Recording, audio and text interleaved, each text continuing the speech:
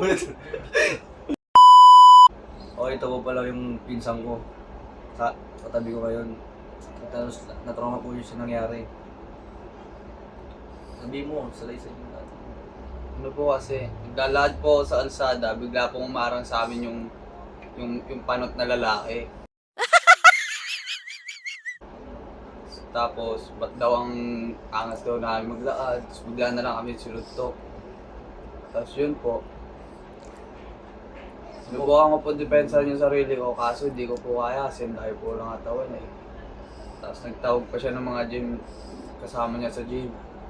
Isa po, Yung isa po, kilala namin yun, gym instructor yun sa pinag-gyman namin dati.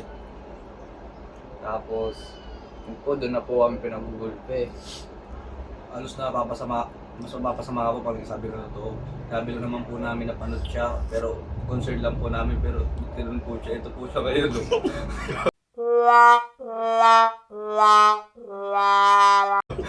Hindi ko po masabi po, tapos ay po. Pero pag nakakita doon lang po kayo, hindi po siya nasalamin nun eh. Ano pa siya dito eh.